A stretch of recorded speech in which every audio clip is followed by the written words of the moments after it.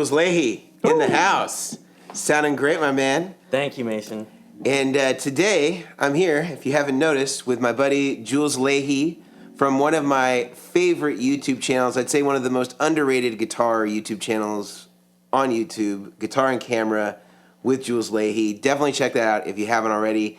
And what you were just hearing was Jules playing through the Ultraphonix MKII, doing a little bit with his Strat. We're going through a Hot Rod DeVille, a 212. And today I might even play a little bit, Jules, just to back you up. I've got an Allen amp behind me. And today what I really want to do and what I really want to show people here on the internet is how to dial in what I'm calling my 4 favorite settings. My 2 favorite on a Strat and my 2 favorite on a Les Paul. And I'm not going to be the demonstrator today. You're really the demonstrator today. I'm just kind of here to support when it may be appropriate and just kind of lay down some rhythm tracks. I also have an Ultraphonix on the floor that I'm going to be using just so that we can get a full Ultraphonix kind of soundscape with both amplifiers. But I'll be a little bit further down the mix to really make room for people to really hear the lead tones and kind of what it does. So I'm excited. You're one of my favorite players. You're a great, great blues guitar player. And I think that people who play blues and rock, of course, are going to love this pedal. But you have the original one. What do you kind of think so far? This is kind of the first interaction you've had with it. I love, well, I've used the Ultraphonix a ton. It's definitely, sometimes I'll leave it on. It kind of depends. It's such a flexible, it's kind of like 100 uses in one pedal. So I like the smaller footprint of this one, a little more tone tweaking. You can kind of dial it in. Right, you got that extra knob with the level control, which wasn't on the original one. Right, so it seems like there's just like kind of the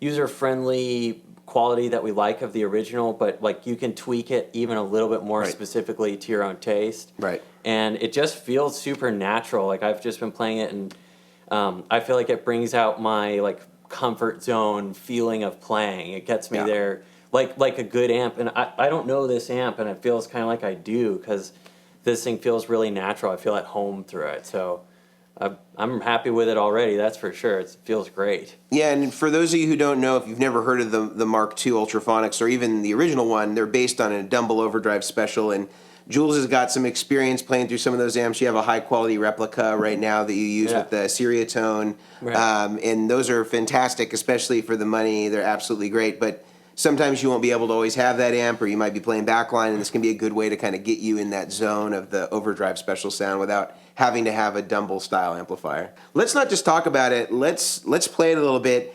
And we've been kind of messing around a little bit with settings, and I know that this is like not like a particularly like super unique, weird setting, but I think that this is one that we've really dialed in with the Strat that I think sounds really great. And one thing that I just want to note before we play this is that the input level gain knob is up, and that's basically just saying how hard is the guitar hitting the input of the circuit. That's one of the new features of this, just so we can compensate between different types of guitars like Strats and Les Pauls where there's a difference in output between pickups. So that's kind of one thing we've exaggerated here, but otherwise the controls are not anything weird. We don't have any real extreme stuff going on. But let's, we were playing a little bit of that Tom Petty tune earlier. I want to just maybe play a little bit of that, and let's just kind of see where it goes. Let's try some of these tones. Perfect, sounds great. You want to count us off? 1, 2, 1, 2, 3, 4.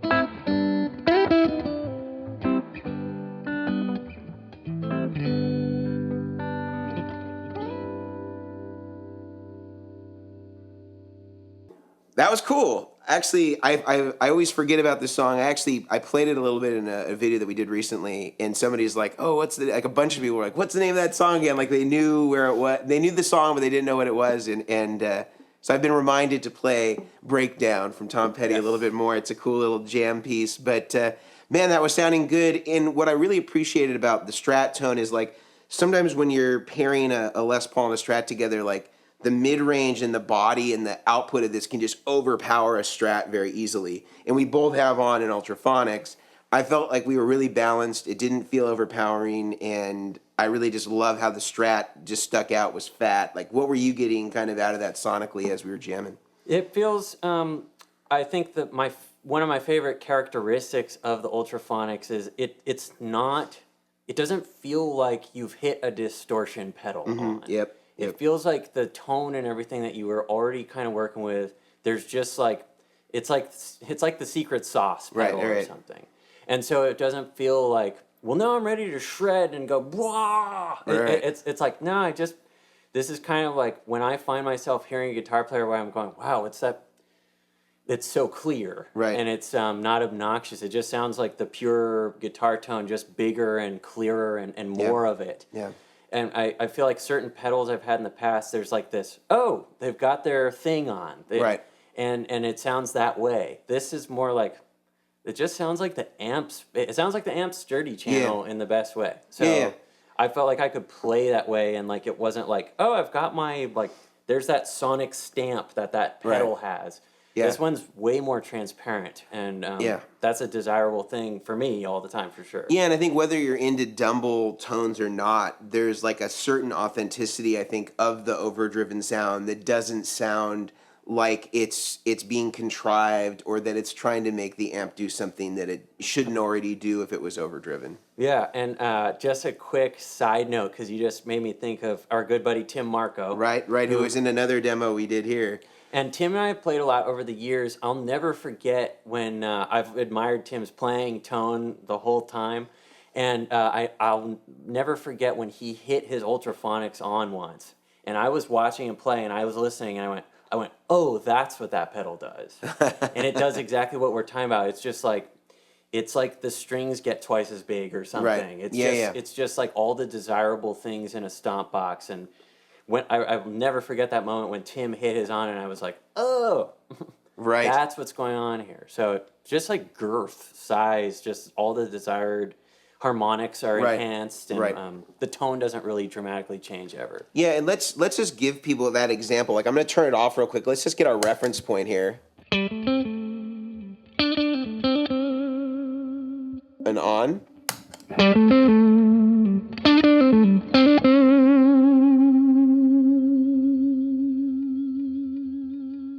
That sustain from the Strat is like, that doesn't happen. And usually. It's still Stratty, because sometimes when you add that mid-range, like I know that tube screamers are so desirable with Strats, but sometimes it can lose a little of the stringiness and like that fret noise that's kind of just like, that makes a great amp, like a steely kind of Fender amp like we have here. So that's really cool. I want to try another setting that's maybe like a little higher gain than this, because this one where we got the input gain almost at noon. I want to try cranking the gain up a little bit, the filter maybe down a little bit, and just kind of see what we have here. I'm going to go a little further than noon, and this is kind of approximate of where I kind of think that my favorite tone is. I think we can really stamp the first tone as the breakdown tone, since that was like the Tom Petty song. But let's try something a little bluesier, maybe a little bit more like Stevie-esque, Kenny Wayne Shepherd-esque, and do a little jamming on this. But let's just hear it first and see what we kind of got here.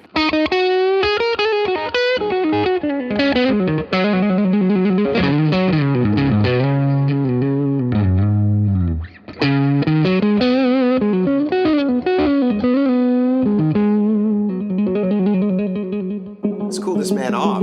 Let's cool him off.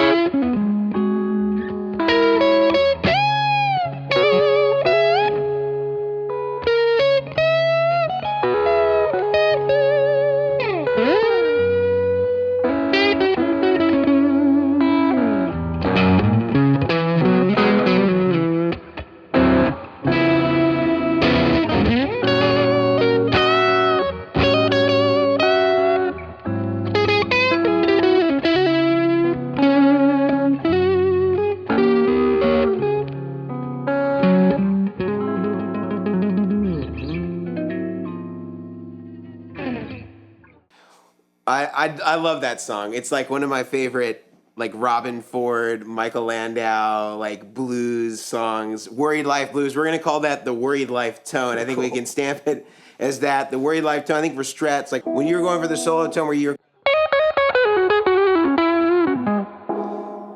it just sounded so huge. Like it could have been an SG. It was like that big. Like there's a certain thing to like the smaller body, obviously, versus like a big hunk of mahogany like this. But I was just like, oh my God, like it just sounds so full and rich and like has the mid-range that you could get from a tube screamer, but like brings all that body warmth, fatness, low end that like usually is gone in that. Yeah, I think it felt super dynamic.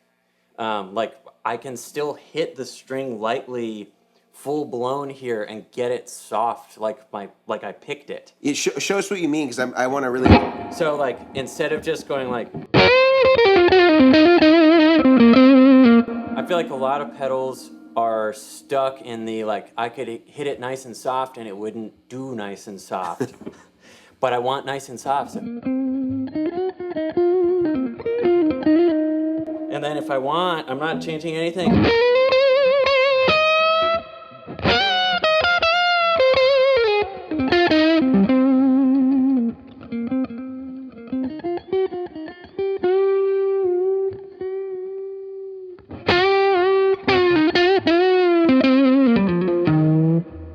There's a whole range in there, just like you'd like to have. Absolutely.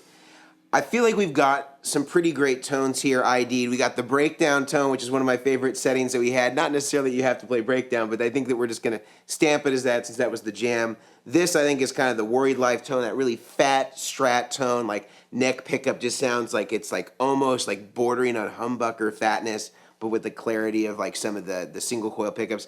I want to swap guitars and let's dial in some tones using the classic Les Paul. Let's see what we got. Cool, sounds great.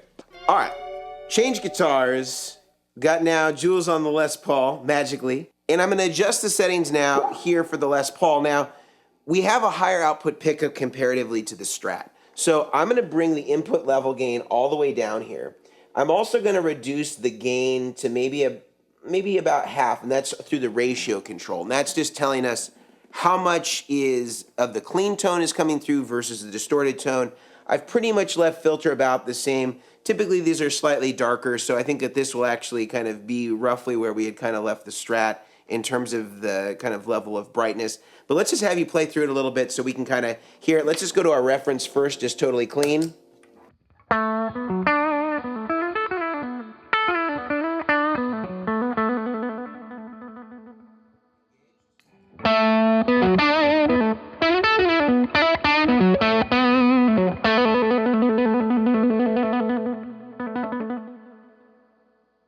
Woo! Jules. That was sounding great, man. Thank you, Mason. Thank you. Yeah, I think sometimes what I feel with the Les Paul is that frequently pedals can't quite handle the output from the pickup. And so it's just this kind of like there's more there than you want. And I feel like this is like not more than, it's like just it's complementing the higher output from the pickup really well. Yeah. Right. The clarity is emphasized with this. Right. And it's really nice to still have that even when you hit your pedal on it and you go, whoa, it is clearer and bigger and more. It's not like in the way. Right. I want to just bring this reference back. So here's clean again.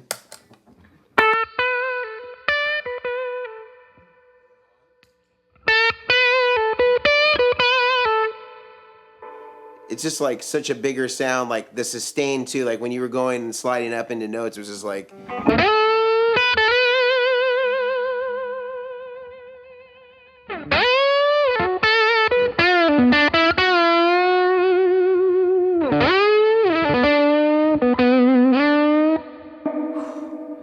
Man, I love what that's doing. I want to just put a little something down for you, and let's just kind of hear what it does if you're just going wild.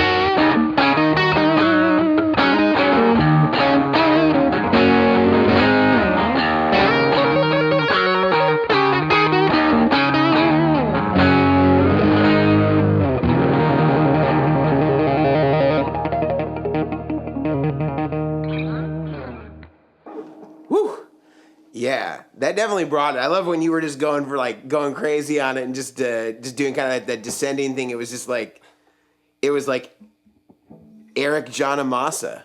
Thank you. That was finally someone who gets me. But I think that, like, as much as I love that tone, and I think we're going to stamp that as the Eric Johnamassa setting, because I think it sounds great. It sounds big. It's not too overwhelming.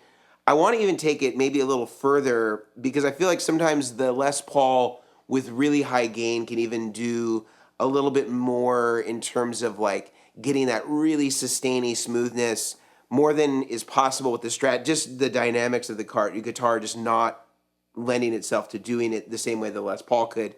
Sure. And so I kind of want to really nail in like a searing lead tone here, and really like just kind of go all out. And I think, you know, like tasteful lead tone, like not going like, you know, the lead tone where it's like you feel like Godzilla stepping on small cities. This is like a usable lead tone. Sure, that sounds good to me. So let's crank up. We didn't really use almost any input gain at all here. I'm going to crank this up around halfway, and I'm going to go a little higher on the ratio, a little bit more on the filter, because I think we're going to need a little bit more of that top end to cut through, a little bit more master. Let's see what we got there.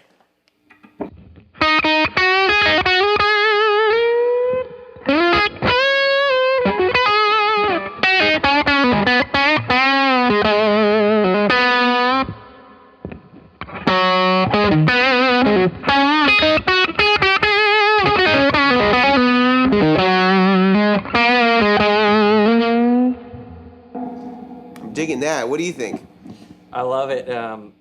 It maintains the integrity of the tone before you hit the stomp box on. It really just like I just think of like, it's like girth and size. I feel like it's like you're in a boat or something. It's like a big boat. I don't know. It just the makes boat me feel of like tone. it's like the string size gets a lot bigger to me, what it sounds like. That's You're just on a cargo boat full of tone. Yeah. Yeah, I mean, I think that the thing that I think also a lot of people misconstrue about Dumbles in general is that they have this ton of gain. And of all the ones that we ever sampled, and we sampled 5 different original overdrive specials in the course of voicing this, there was only one that was like really high gain, almost like fuzzy-like, and it was one that was designed explicitly for slide, where the sustain was super critical. But the other ones didn't have like really over-the-top gain. Like it wasn't like a Soldano SLO or something like that. I think that sometimes that's a misconception about this amp. Like sometimes even with like Robin Ford's amp, it's like not that dirty, even at its lead channel, at its dirtiest. It's just not that over the top. And so I think that like that's one thing that just people need to be aware of, that you're not going to get like crazy like EL34 hot rodded Marshall type gain out of this. This is not what that does. It's funny you mentioned, because I played Robin's Dumble that you mentioned at his camp in Big Indian, New York, maybe 5 or 6 years ago. Right. And that was the takeaway, was like, wow, that's clean. Yeah. It's cleaner than I thought. Yeah. So it was like I had some thinking. It was kind of like a unexpected light bulb over my head of like, oh, wow, well, it's a different world. So, Yeah. Well, I think you said it right. I think it's like there's more harmonic information here. It's like there's distortion, but it's not over the top, and it's like the amount of information that's coming to that amp is now expanded, and you know we're trying to do the best that we can to emulate that in a pedal format. Yeah. But let's hear this thing. I'll put down a little bit of rhythm guitar, and let's hear that sonic information play itself out. Cool. Sounds good.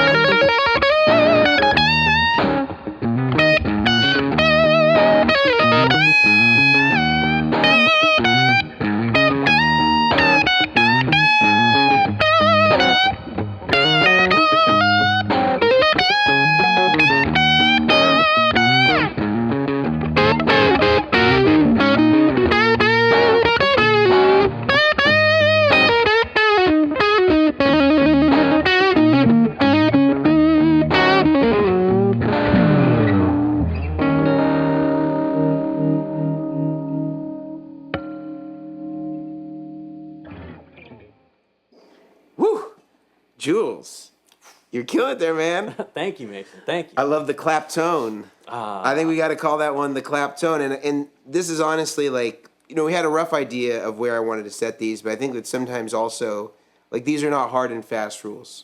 I think the real big thing that even just hearing you play and kind of dialing in some of these tones as we kind of go is really the rule of thumb is like input gain on that level. I think you're really just matching it to say, like, how hard do you want that signal to be hit? Does your pickup have a lot of output already? You could dial that back depending on how you want to compensate for it. You have your ratio control. How much clean to dirty do you want? Depending on the type of lead tone you're going for, if you want more saturation or less saturation, it also kind of affects the compressive feel. And then filter to taste. You got a Fender amp. It's kind of bright. You may not need to use as much of the filter. Or we've kind of set this guy a little bit darker. It's got a little bit darker Celestion speakers, so we've come up in the filter control here. And then master is just your regular output. You do that to taste. And I think that the cool thing or the differentiator between this and the last Ultraphonix, the Mark I version, we didn't have that input level control. And the real key thing about that is, again, just like compensating between these differences and not having to change your sweet spot. Because in the original one, and you know this because you have it, if you've got a setting dialed in for your Les Paul and you switch to your Strat, you only have two different ways to make up the gain difference. You can add more saturation by adding more gain, or you can add more output, but that's not the same as where the pickups are providing the volume. And so by having that input gain level, it's like the game changer. And it's like the difference on a Dumble. You usually see a normal input and you see a FET input, an FET input. And that's a boosted input so that it can compensate for some of those differences. Also on the volume controls on the Dumble, you have a volume control typically up front, and then you have a separate volume control on the actual gain side so that you can compensate for those differences as well. The original pedal didn't have that, and frankly, almost no Dumble-style pedals actually have that control. So I think that this is a real differentiator here in addition to being voiced against a couple different Dumbles and also having that key control. But I want to know, as a player, kind of final thoughts about the pedal, and then if you could play us out with some great licks, because you know you got them. Sure. Thank you. Well, one fun fact that I feel like we haven't hit the nail on the head with yet that's very worth mentioning to any gigging player out there is that this is a very controlled environment.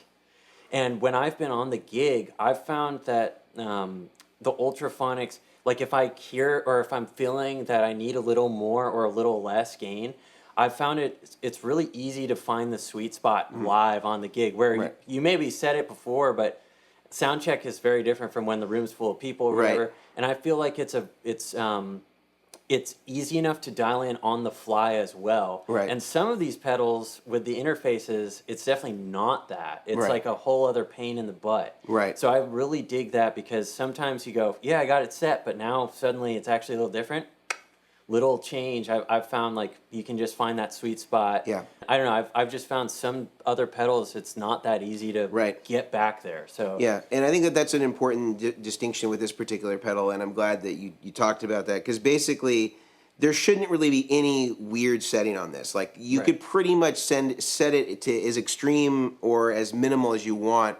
You're not going to get a bad tone out of it unless you just attenuate the master volume and you just don't have any level. But presuming that your level is at least unity to the amp, you're going to be able to get some great tones no matter what you do, really wherever you set it. Like this whole pedal has got plenty of usable range, and I think you're going to dig that.